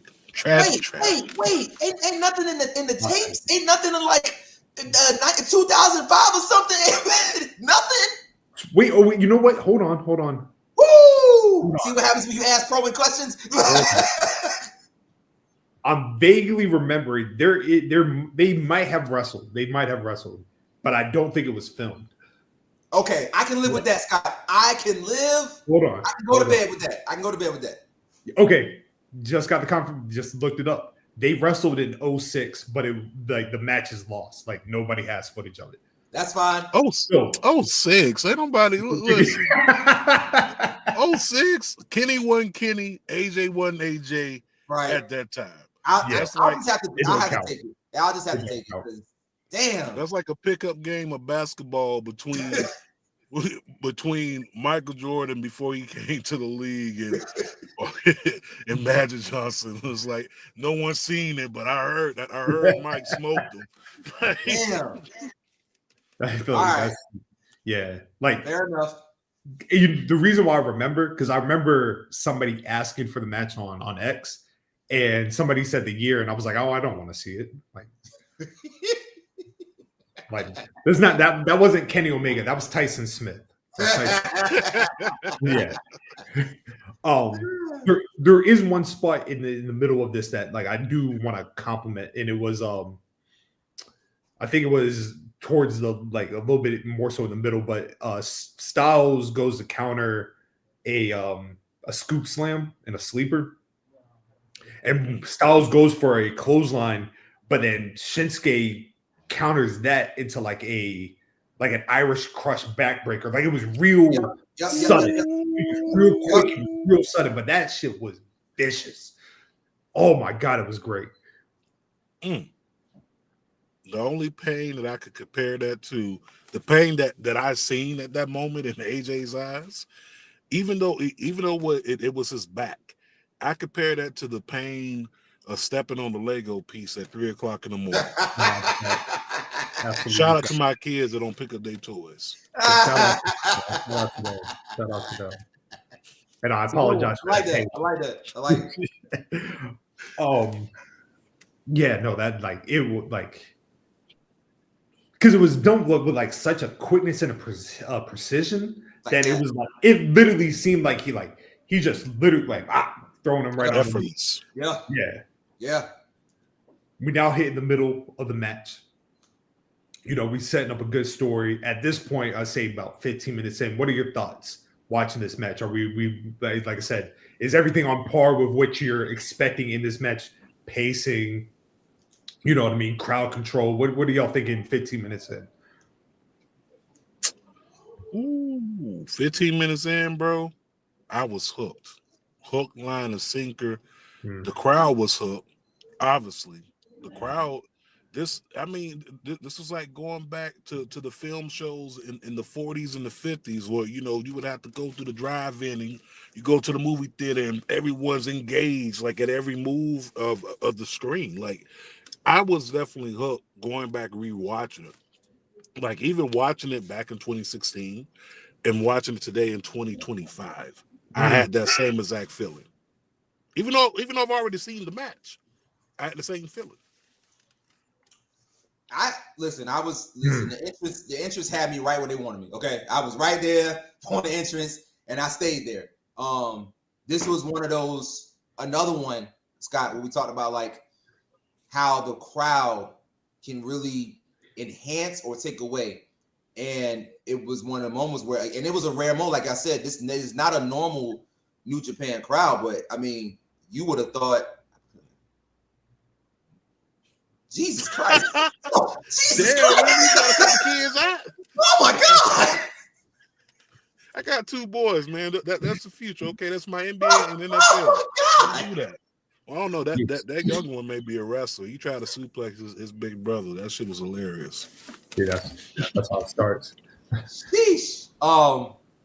One thing I did enjoy was that, and you mentioned this guy about storytelling.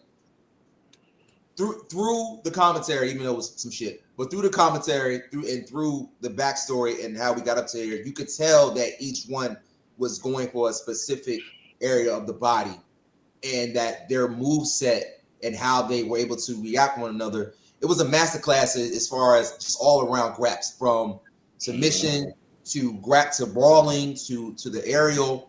You knew Shinsuke was going to target that back. You already knew it. You knew he had creative ways to do it. On the flip side, AJ was like, "And what can I? It's Michael Jackson. So what the hell can I do here? I got to take away your best thing, which is his kicks." And that's what he was going for. And you saw multiple style crushes. So I just thought that was really dope. To how when we got here, it was like, okay, you know what each one is going for. So who's going to break first? Yeah, like if you break down like the science of like the targeted limbs here, like if you take away AJ's if you're targeting his back, you're essentially eliminating the style that he's known for, the high flying. Yeah, he's not gonna be able to execute it with the oomph that he needs to. Later on, AJ attacks, like you said, Nakamura's legs. You know what I mean? The constant going for the calf killer. And there's a part where AJ goes for the calf killer and Nakamura immediately goes for the rope, right? You're spotlighting the urgency, like, you don't want to get caught too much in that. Yeah. And I think that was like same in my sentiments for that. Y'all are echoing that, like both of them at this point are putting together a quality match. Yep. Trying to see any key things. So, you know what I mean? By the 15-minute mark, AJ goes for the Styles Clash again. Nakamura powers out. Styles hits like a sunset flip, goes for the Bombaye, but Styles dodges, clean German suplex, but walks into a kick. Then we go into the jumping Bombaye. One thing I love about AJ Styles that I'm always going to give him his flowers, the Pele kick. The Pele kick is one of the, like, to me, I've never seen him mess that move up. Never. Like, it's a science to him. It's a science. He could still go to the YMCA right now. And when he's 60 years old, I ain't got no more moves left. But boy, you try if you want to. Pele to the face. Back of the neck. I even looking back watching this match, I even forgot at this time the phenomenal forearm wasn't his finisher. Like, it was just at all. Like, it was a middle of the match type of move. Damn. Now that you're saying that, yeah. Because the match wasn't, it was like forearm off the rope. But it wasn't as big. Because Vince McMahon's bitch ass tried to tell y'all when he got there, oh, yeah, it's too dangerous. Yeah. Now, granted, a year ago prior to this match, he did break somebody's neck doing the Styles Clash, but that's neither here nor there. Once again, you know what? I want to ask something. So, was because they kept mentioning, I'm curious, was that move like extremely dangerous? It is if you don't know how to take it. Yeah, it's the opposite. You're talking about doing something that you are trained to do the complete opposite. If you're taking a move, you tuck your chin. You do the Style Clash, you don't tuck your chin. You stick your head up. So your mind is automatically saying, tuck your chin. Okay. So, like I said, the injury I'm referring to, you know what I mean? A Scottish legend, Lionheart, rest in peace. Very much missed. Can't say enough great things about Lionheart, but he did that. He didn't tuck his chin. So, not tucking your chin, if AJ, and if you watch AJ do the Styles Clash, like, he doesn't jump up high. He used to, right? But like, it's a quick jump and then you fall into the motion. If your head is not tucked back, okay, got it. What was that name, Scott? You just said Lionheart. Lionheart, yes, sir. There's a great documentary. I'll send it to you. Okay. But now we're getting to the tail end of the match, right? Hold on, my phone is acting out of whack. Hold on, be good. Yeah, there we go. So by the time we get to the end, like I said, we're at that point where Nakamura, he goes for a landslide. Styles counters, crucifix pin, hits the two. Nakamura goes to charge him again, but then AJ Broom hits him with a brutal kick. Hits the 450. I'm not gonna lie. I thought he was about to do the spiral tap, and I got excited. So when he hit the 450, I was like, oh. Yeah. And then I remember AJ Styles can't do the style tap. He definitely can't do it now. Right. The amount of roids in his body. You're right. I'm saying. Oh, but so he does the 450. Nakamura kicks out. Styles go for the brain buster. Nakamura fights out of it. Big back fist from Styles. Goes for another flying arm breaker. That shit was clean. At this point, we're now hitting that fever pitch. The sequences are starting to hit more and more, right? JT, starting with you, man. Like, at this point, the fever, like, are you feeling the fever pitch? Like, you can sense that we're getting to the end of the match. But, like, for the sequences that they were doing, where would you rank that in the midst of this match? I mean, if I'm ranking it, scale of 1 to 10, it's definitely a good 9, right? Yeah. The only reason why I say a 9, because I wanted the sequence to continue. Yes. Them boys was throwing them things, bro. They was throwing them things. AJ over there with, his little combo. Shinsuke came with his combo. I'm like, all right, okay. Now we Now we out here grappling. Now we out here throwing hands. Like, I enjoyed that thoroughly. Like you mentioned it earlier. This was, I mean, for the boxing fans out there, this was straight boxing. You know what I'm saying? Like finding that opening and going for that shot, and they were both taking it to the face. Pause. But I enjoyed it. Same here, man. That's real. That shit, like it was. I'm gonna go back a little bit because I had made some notes around. I want to say, let me see. So I started the counter, the armbar counter into the Styles Clash, and then the Boombaye knee. Am I saying it right? Boombaye, yeah. Boombaye, thank you. Boombaye knee from the top rope was phenomenal. Then that had led to this fever pitch back and forth. And if I'm not mistaken, I hope I'm not jumping too far. At one, didn't this motherfucker hit a driver from the top rope? Yeah, bro. Yeah. Where is this Shinsuke at in 2025? I told you, man, Shinsuke's retirement match was that Sami Zayn takeover match. That was the Shinsuke retirement match. Like, we never getting that again, man. That shit was clean as a bitch, boy. Yeah, this was when, like you said, Scott, this is when, all right, you know the end's coming, so we about to do Marvin Hagler versus Tommy Hearns type moment. We about to just go all in. You know what I'm saying? Hey. And lay the best man win. Real quick, just because I want to get engagement, you know what I mean, or a sense of everybody. What do you think is the most important part of a match? Ooh. Shit. Honestly, the opening sequence. Because right there from the opening, I should be able to know where we're going. Yeah. I should be able to know where we're going. Yeah. It's no different than a movie. The first scene of a movie is usually what hooks you in. Yeah. If the movie is trash, you're like, I'm good. First 15 minutes in, like, I'll give you a prime example. I went to go see The Village. M. Night Shyamalan. First 15 minutes in, I was hooked. That ending wasn't it. Yeah. So your opening sequence is how you grade a match, period. I think I agree, but I also think for me, I do leave space open for, okay, it could get better. And we've seen matches where it's like it didn't start off too hot, or something happened where they had to pivot and it got just increasingly better.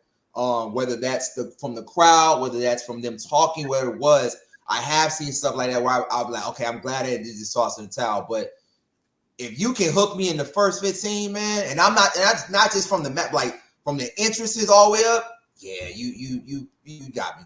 I'm there for the long haul. I just hate it. I do hate, though. I'm gonna cut you off because I am an avid hater for a trash ending. Dog, I be ready to flip shit. You mean to tell me you built us all the way up to let us down? I knock your ass out right now. What Kevin Garnett said.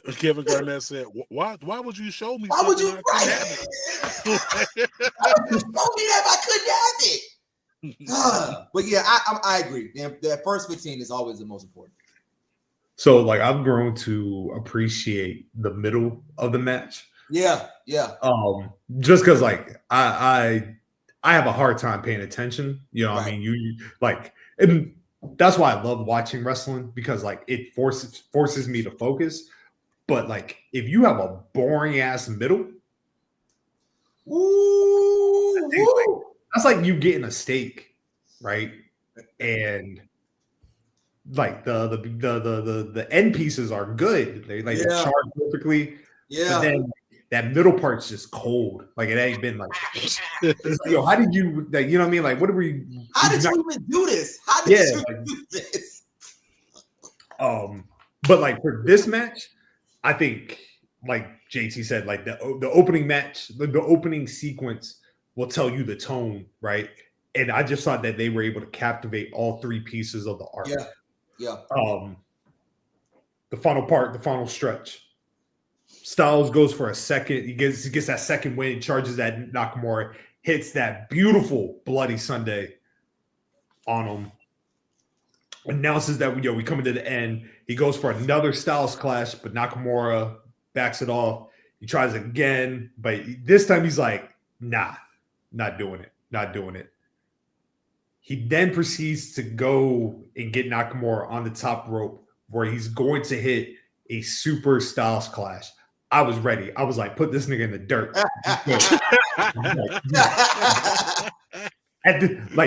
At that point, I'm like, yo, this is an execution. Let's get it. Let's go.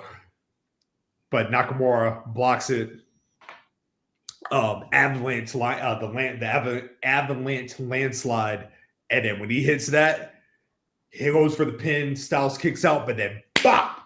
Woo-wee! Boom-aye in the back of the head. Bop! Another boom-aye to the face. 1, 2, 3. Shinsuke Nakamura retains the IWGP Intercontinental Championship at 24 minutes, 18 seconds. Did I miss anything? Did I miss any key spots that y'all want to tap into during the match? You hit everything on the head, right? The only thing I wanted to touch on was that spinal tap by AJ Styles to Shinsuke Nakamura. No one does it better. Like I said, AJ Styles is what WWE says about Randy Orton. If you want to build your perfect wrestler, look no further. I think that same comparison can be made about AJ Styles. I like He's that perfect. I like it. I think we were talking about it, Scott, on this part where it was like, yeah, Cena became Cena, but if Randy Orton had all his ducks in a row, we could easily see Randy Orton go past Cena because just the talent alone was enough. Like he had all the tools, but just mentally, emotionally, just wasn't ready yet. But yeah, that's a good ass comparison, JT. I like that. Yeah, man. Like I think, I know people genuinely wanted to see AJ Cena. You know what I mean? They've had an incredible rivalry. I wish we would have gotten maybe like this version of AJ Styles against like a 2011 Randy Orton. Like the Randy Orton that was going against Christian. That would have been money. That would have been money. You talking about bald head Randy? Not bald head Randy. Like he's got the Caesar. Yeah. Once again, before we injected that type of Randy Orton, you know what I mean? Like still a toothpick, but got some lean on you. This match was, but he absolutely AJ Styles when it comes to the spiral tap, incredible. Still remember the first time I seen him hit it, and I think it was it was TNA, but it was incredible. But this match was tremendous. This match was everything I needed it to be. It was a reminder, right? A good reminder of Shinsuke Nakamura, who Shinsuke Nakamura was. Yeah. I agree. As you know, with everything, we don't do star ratings on this program. We operate off the Nolo Green Leaf system, the most prestigious Leaf system in the game. I'm giving this match 5 Leafs.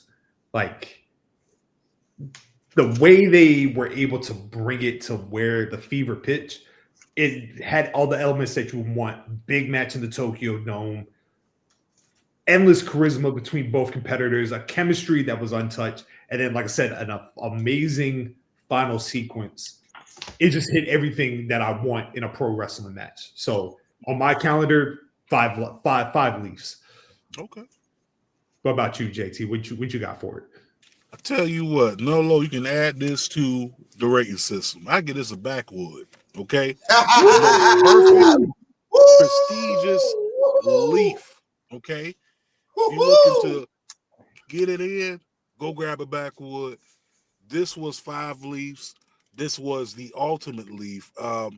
This was like you said, a reminder of what the game's been missing and what you've been missing if you haven't tapped back in to see this classic.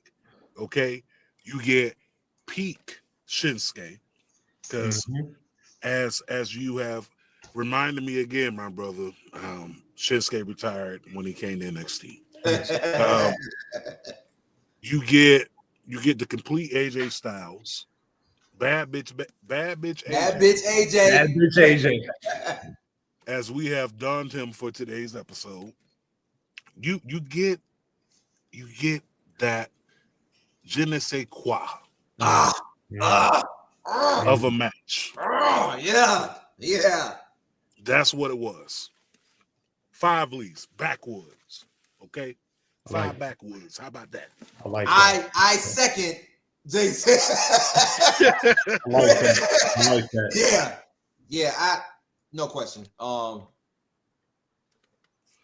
You got it all. You literally got the entrance, the graps, the X factor was the crowd. Again, crowd can make it and crowd can take it. And boy, and it wasn't even like a crazy joint. It was just crazy for New Japan.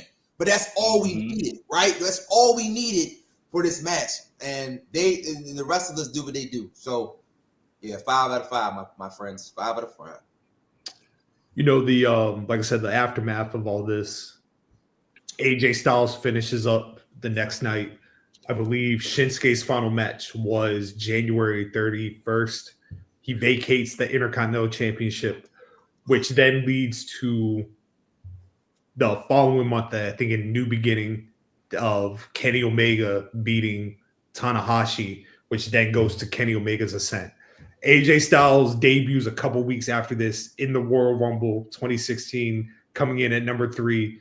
Kevin Dunn's going straight to hell for the camera angle for so fixated on Roman that you missed the Titantron where it says, "I am phenomenal."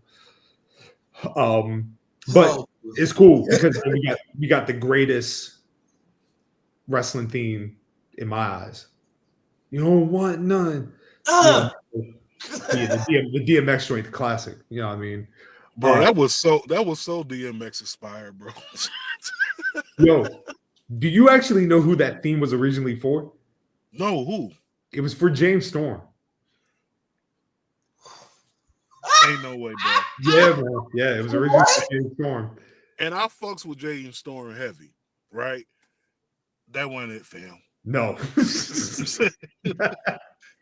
That wasn't it. Shit would have died of death quick. Yeah, that would have been over with real quick. That's like Bobby Roode's Glorious. That wasn't for him originally. I forgot who that was for. I can't even see nobody else having that joint. Yeah. No, not at all. Not at all. Oh my God, that would have been terrible. Not at all. Not at all. And shoot, for real, like I said, if you're thinking about it, like AJ went on to have an incredible year. Like he went on. Very true. Like he went on. You know, he had the little hiccup with Jericho in the beginning, but then he goes on, has 2 headlining pay-per-views with Roman. If I'm not mistaken, he has the first Cena match that SummerSlam. The following month after that, he wins the WWE Championship. Like he had an incredible year. Shinsuke did too. Goes on to have the match with Sammy, probably depending on who you talk to, the match of the year of 2016. I think he wins the NXT Championship later that year. Okay, yeah. And then also the Good Brothers were there too. So yeah, it was a top-notch year, man. It was a top-notch year. Let me add that to the list. Shinsuke versus Sammy. You've never seen that match? Nah, I'm gonna see it now though. Hey, listen, bro. When you watch it, hit me back up. We go have a real discussion. Say less, nigga. You call me. Yeah. So that's my homework. That is my homework for this week. In fact, do the knowledge, nigga. In fact, watch that entire NXT Dallas. That's the joint that had FTR versus American Alpha. Okay. Who came? I know Oscar's up there. Was it Oscar? It was Oscar and Bailey. Yeah, that was Oscar and Bailey. Oscar and Bailey. I want to say, I may be mistaken. I think Finn was on his way out. Yes. Or Finn had already left. I'm trying to remember. Finn was still in NXT. Because I think the main event was him and Joe. Yeah.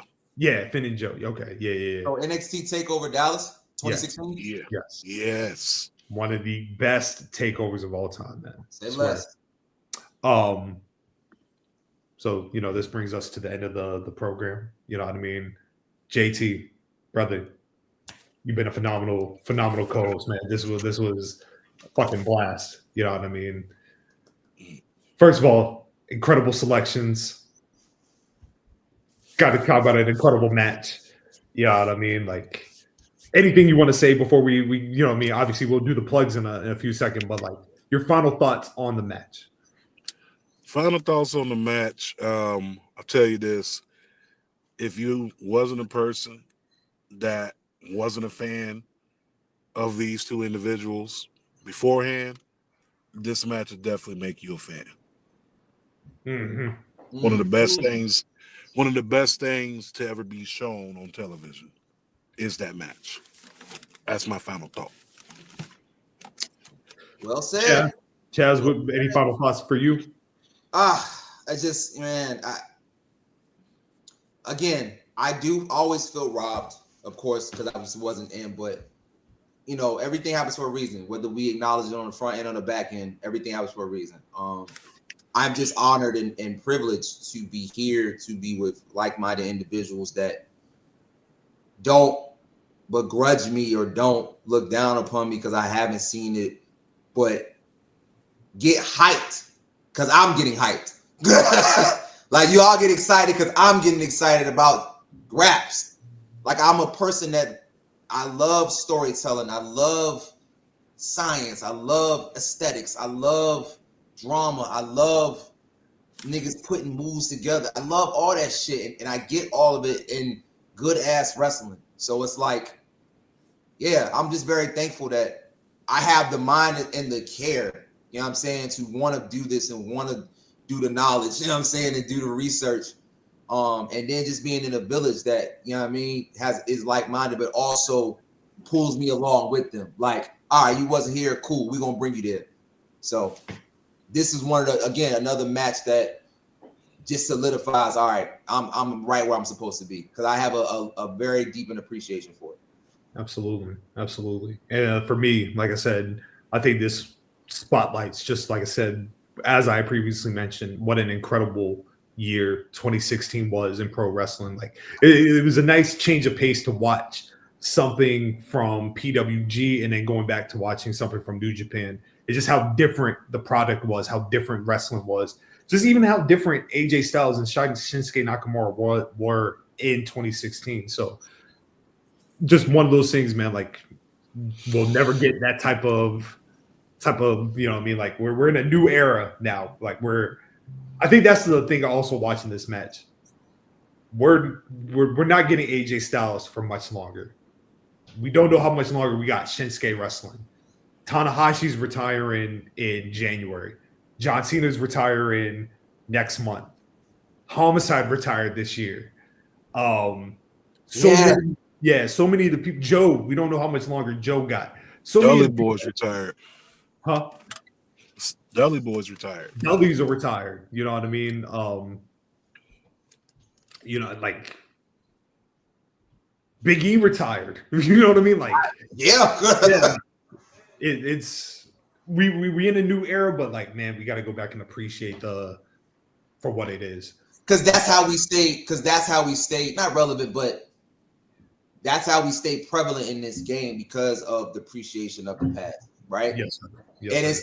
And we're never here to bash the new era, what the case may be, but we have to be objective and we have to be fair. If something's not good or decent, yeah, we do need something else. We do need what they say. I need something to take the edge off. So we do got to go back and watch shit like this because it's a reminder. It's like, oh yeah, this is what it is. This is why I fuck with it. And this is why I'm never gonna go away.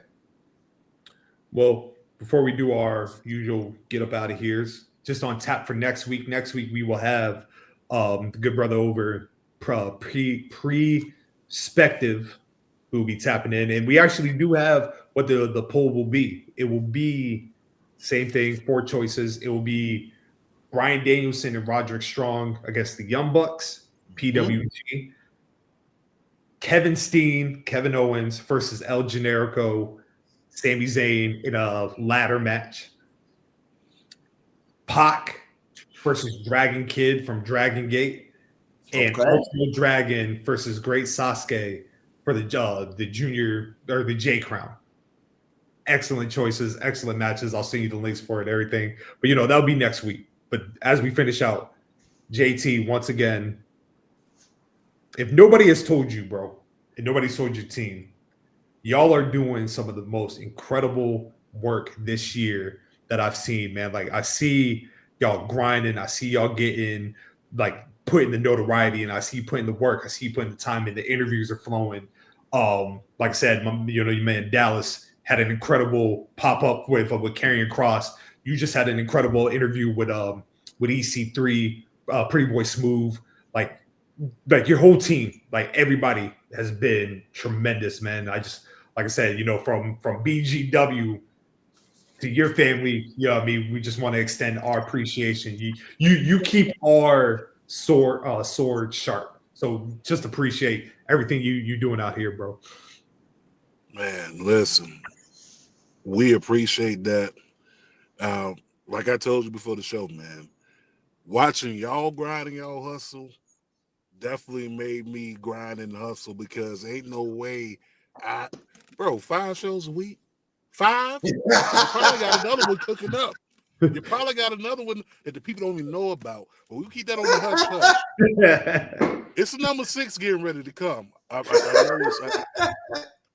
know it's coming there, but man, thank you for the flowers and the roses. I would not be where I am without my team. I got to give a shout out to, of course, my co-host Sheech. Yes. Got to give a shout out to Just from Get Your Podcast, Dallas, representing, of course, himself, Humble Roses, the whole CCN, man. We're trying to make a statement here, so I just want to acknowledge my whole entire team, man. Main Event Mamas, gotta shout out Mimi, acknowledge the Dynasty, JB versus the World, who, by the way, you spoke of the Good Brothers. JB has an interview right now with Luke Gallows on his YouTube channel, so y'all go check that out. But the grind itself is day in and day out, and it's people like yourself. Which I told y'all when we met in Philly, I said that we gonna do some work together. Yeah. And you sent me a message a few weeks ago, and the first thing I said was, "You had me at a low." Yeah. Had me at a low. Yeah. Say less. Should have been a lot. Yeah. That should have been a lot. Yeah. So anything y'all brothers need, man. I'm gonna back y'all 1,000. You know what I'm saying? Because the work that y'all put in, even down to the award show, these are things that I never even thought about doing. I've been in the game since 2018. Not once have I had an award show. But what I can say is how y'all do it, the style that y'all bring, the knowledge that y'all bring into it, it is nothing short than amazing. Y'all brothers keep doing what y'all doing. The whole entire crew, man, y'all are very solid, and I love that about y'all. Man, that means the world. Love, and just to piggyback off Scott, but add my own personal thing. I never forget people that embraced me when I first came into this shit. Gresh, yourself, Dar. Hearts. Shout out to Hearts. Yeah, I don't. I'm forgetting somebody. Young Kings. Backstage. Yeah. Yeah, like these individuals really made me feel like I was here forever. Like I've been here.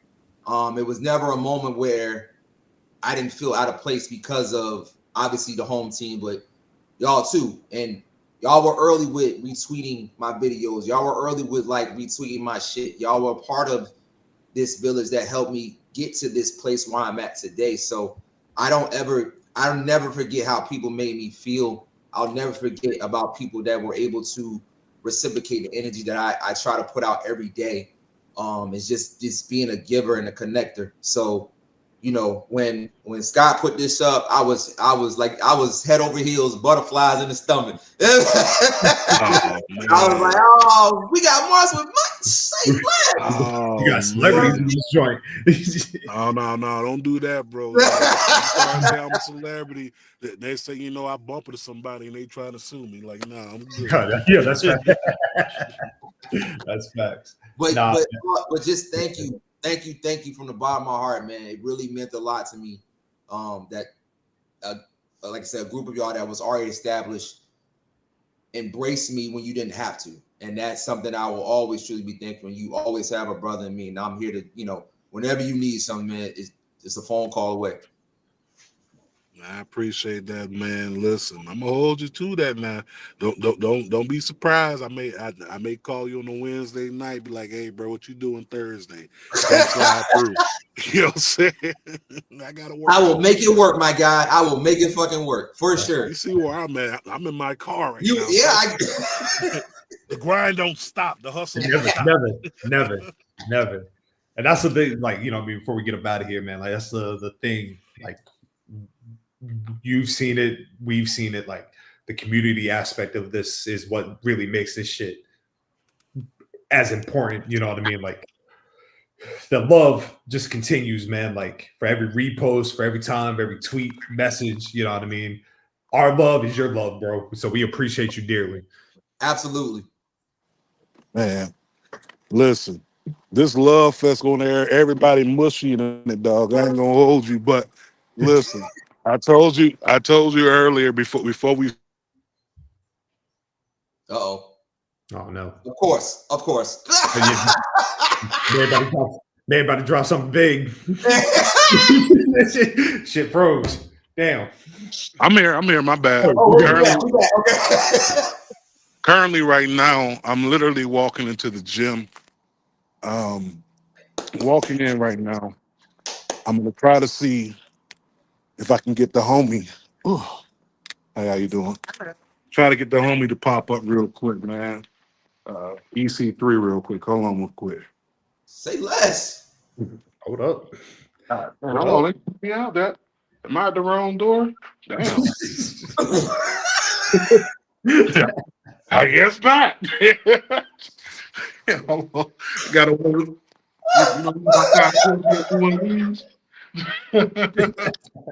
Well, we tried.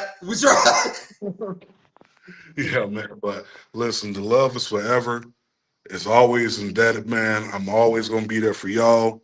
You call me, you need me, I'm there. Say less. Say Absolutely, less. bro. Appreciate you dearly, man. Appreciate you dearly. But yeah, as you know, we about to get up out of here for the night. Chaz, you got anything you wanna break down before we rock? I think we said, you know, once we get to the plugs for sure, but you know me, man, I'm always gonna plug the home team. So one more time. Come on. The love is necessary. Love is necessary. This is what we do. Soon you're gonna be able to swap that third out for the fourth.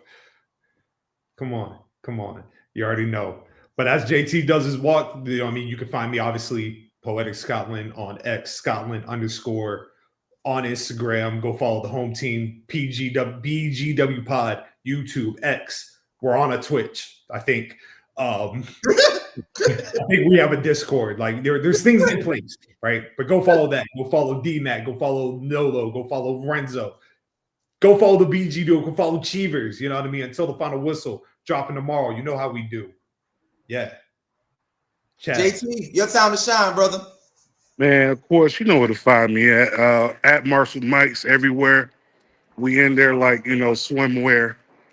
We doing the thizzle, man. Make sure you follow Culture Clash Network. Make sure you follow all the good brothers, man. My bad, y'all. I'm late. But make sure you follow them all. I'm here with the homie real quick. What's up, PB?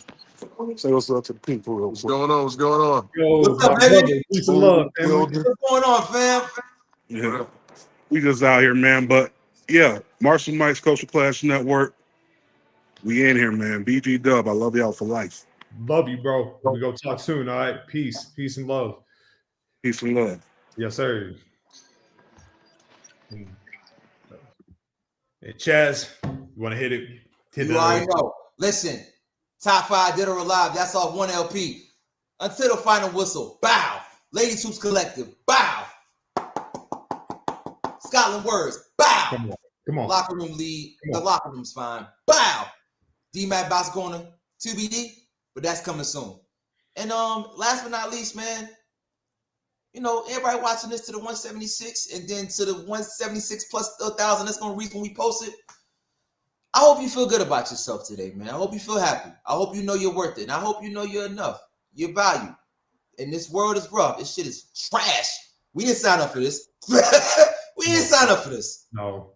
But what we can control is our village, how we move, how we create, how we share, how we talk, how we show love. That's what we do here at BGW. And I hope what we do as everybody else, man. God bless you. You already know. Until the final whistle tomorrow. Volume, what number are we on? 216 this Sunday. Until the final whistle. I've already said that. Your love is necessary. We here. We done. We out. Till next time. Peace to my world. And at the end of the day got to end. And I need some. Never mind. We'll talk offline for that. Peace out, everybody.